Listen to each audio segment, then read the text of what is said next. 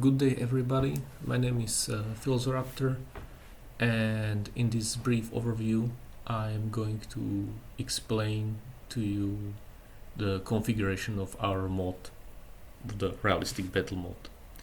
If you have successfully installed the mod, for example by subscribing on Steam, you will have this menu button in the main menu. When you click the button, you have these options available.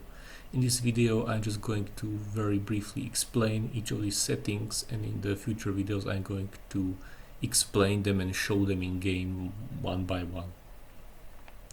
So you got main settings, which is the module status. For example, in case of RBM, a combat module, AI module, and the tournament module. If you enable this module, you can tweak these other settings as well. If you disable the module, all these settings doesn't matter. These settings are functional only if you keep the module enabled. If you disable the module, all of these are disabled as well. Same applies to the AI module, and the tournament module is just one module, it doesn't have any subsettings. So if you enable the combat module, you will have a full armor overhaul in game, damage overhaul, stat overhaul. All these things are inside the combat module, but on top of it you have these settings available. We have the troop overhaul settings. When active, you will have troop trees that are balanced for the way RBM combat module works, for the kind of armor values on the armors, because we remade every single armor in the game, and also especially the weapons used by units. This applies, for example, to arrows. Will be correct for their tier, because we remade also how the arrows work. So we really want Botkin arrows on higher tier units and stuff like that. So that's what the module does. If you inactivate it, you will play with vanilla units. This is not recommended unless you are using RBM with some sort of complete overhaul mode that remakes all the units anyway. But if you intend to use vanilla units, we recommend to keep this setting active. Another thing is ranged reload speed. This setting applies only to player. We decided to keep a realistic setting for all the AI units because of balance. It's impossible to balance the game when you could if you could change the reload speed of all the units in the game. So this is for a player, because some people really want to shoot like a machine gun for some reason. So you can have a realistic setting, which means reloading takes some time, especially if you are a low skill character. And then drawing takes some time, because, well, try warbow at some point. It's a good fun, but it takes some time to draw it without doing mistake that can injure you. Semi-realistic makes it a little bit faster, and vanilla, it's not exactly one-to-one vanilla setting, but it's close to vanilla speeds, because we have completely reworked the stats of the bow, so we couldn't get exactly the vanilla speeds, but it's close to vanilla. So this is a cheat for player, pretty much. Anything other than realistic is cheat for player. Passive shoulder shields. Essentially, if this is enabled, some units, for example pikemen, will have shields strapped to their shoulders, so the shields will partially protect them when they are in a pike wall or when they are fighting in melee. Also, some crossbow units will have them, especially the elite ones. They will have Pavis shields. This feature looks a bit junky because of the limitation of the modding, but in case of crossbowmen, for example, it kind of provides the functionality of hiding behind the Pavis shield when you are fighting the enemy. So it increases performance. It increases performance of the crossbowman. So if you want your crossbowman to do as well as possible, we recommend to keep it enabled. Same applies to pikemen. But as I said, it looks a little bit junky. It's the typical, modding limitation. So some people might prefer to have it disabled. Better arrow visuals. When disabled, you will get the vanilla huge wooden bars when you shoot the arrow from your bow. If you set it to enabled, the arrows shot from the bows and crossbows will be actual models of the arrows you see when you have the arrow, when you are drawing your bow in the game, so or when you hit something. But there will be no huge arrow bar when you shoot. This might be maybe a little bit graphically taxing for people with really bad GPUs, perhaps. And obviously the big silly bars are better visible, so people who really like visibility and clarity might prefer to have this option disabled. Armor status GUI. We have armor damage model in the combat module. So if you get hit by attack or projectile, there is a chance your armor will get slightly damaged. This GUI will show you that it's damaged, or that you have high quality armor on yourself, like Masterwork. If it's Masterwork, it's green. If it's default quality, it's just white. If your armor is damaged, you will see yellow, orange, and red. Disabling this doesn't disable the armor damage system. It merely disables the icon, the GUI, because some people can get immersed if there is some kind of HUD in their game. So we are doing it for this kind of audience. Realistic arrow arc. As I mentioned before, in RBM we changed how the speed of arrow is calculated. I'll go over it in detail in a overview of the combat module. But as an effect, the arrow is seemingly dropping sooner. And in a real life, when you shoot the bow, the arrow is actually coming a little bit up in majority of the styles. So this setting simulates it. This is only for player. AI knows how to deal with the arrow dropping faster. But if you have issues shooting at long distance in the game, like at 50 or 100 meters, this setting is recommended. Your arrow will fly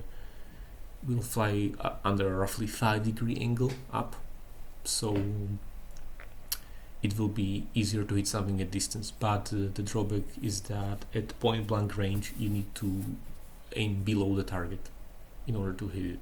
So if you like the way it's done in vanilla, you can have it the way it's in the vanilla game, but the arrows will drop faster in RBM. So if you predominantly shoot at long distance, this setting is recommended.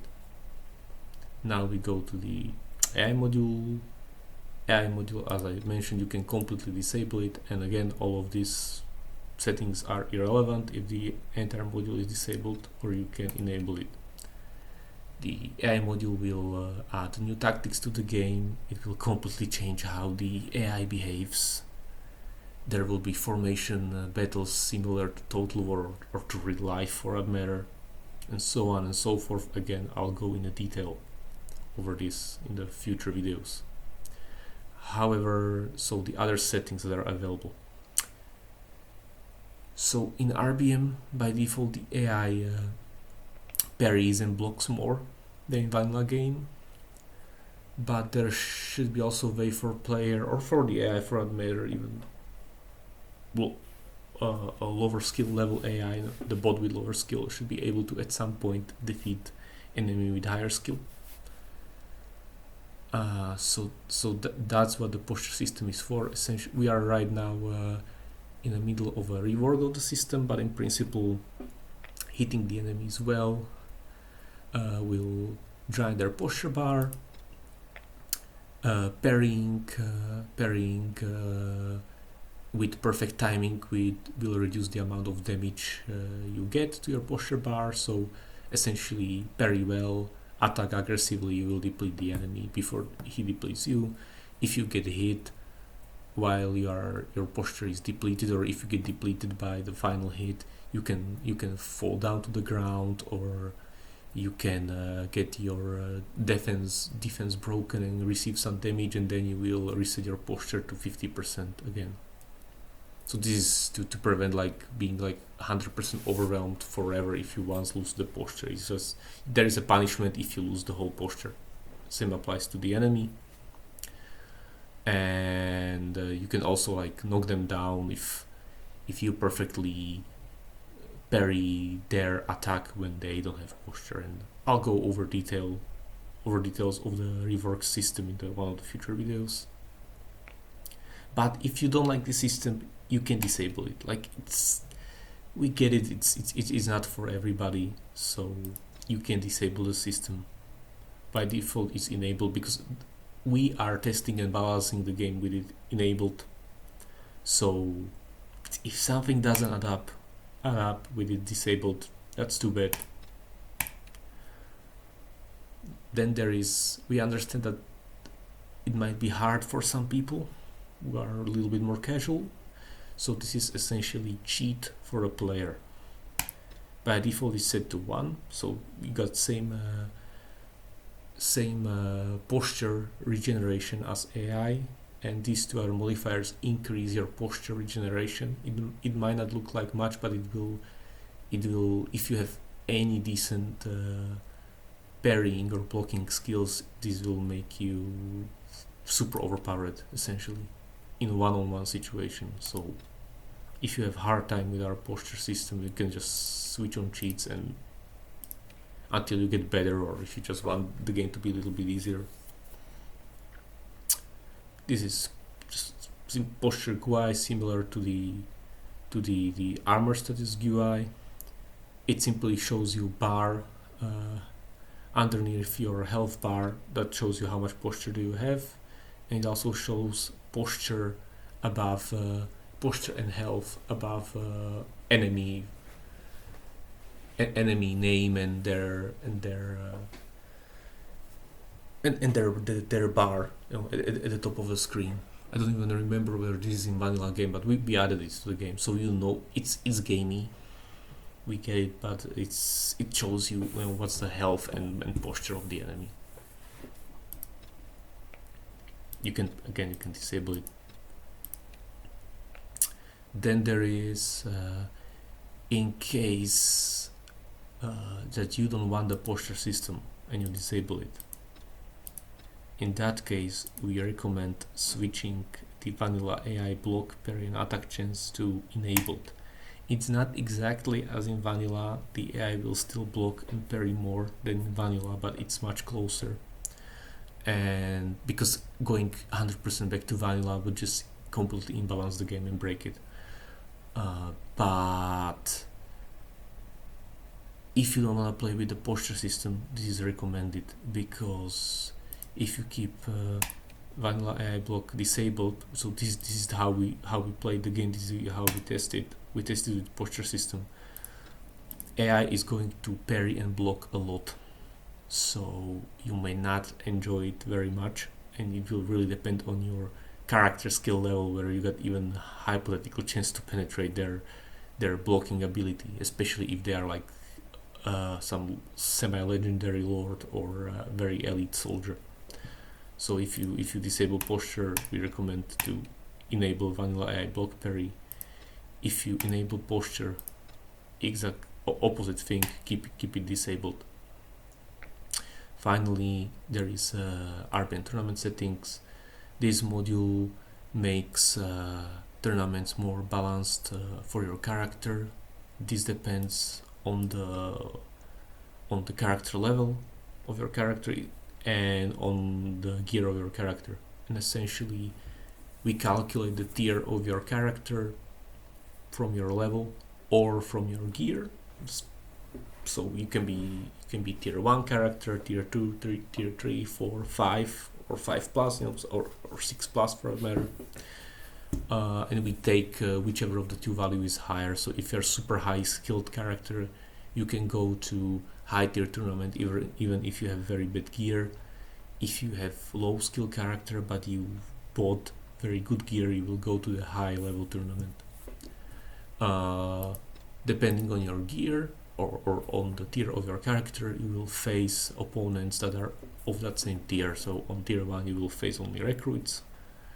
On other tiers you will face the units of that tier and of that culture, and the reward will be always one tier higher. So the tournament is a good way to get upgrade to your gear. Also, we try to make tournaments a little bit more interesting. You will have variation like fights with shields and no shields. The gear, the weapons in the tournament will also scale with the tier of the tournament. So, and with the culture. So, if some culture has tier 6 axe and you are in a tournament that uses axes, you will get that tier 6 axe if you are in tier 6 tournament, so on and so forth. So generally, we think this makes tournament much more rewarding, but also much better experience, because frankly it's quite frustrating to go against the lords with RBM posture system and AI block and parry attack disabled, because the lords will be, some of them might be demigods, and if you have a level 5 character with the gambeson and ragged clothes on him or on her, you are going to get instantly massacred and you're not going to enjoy the game at all. So this is like you need to work the ladder in order to get to the good tournaments, but you should always get a reward that will be actually upgrade for you. And you can meet lords only in the tier 6 tournament, so you need to make it to the highest type of tournament in order to compete with them. But also the rewards are very good, and you can actually get the upgraded version of the gear, like masterwork or balanced, and so on and so forth. So, and you will get the gear from the culture, obviously. So you can get culture specific gear, high level culture specific gear. So we really enjoy this module. So that's all for now. We hope you enjoy RBM, and see you in the next video.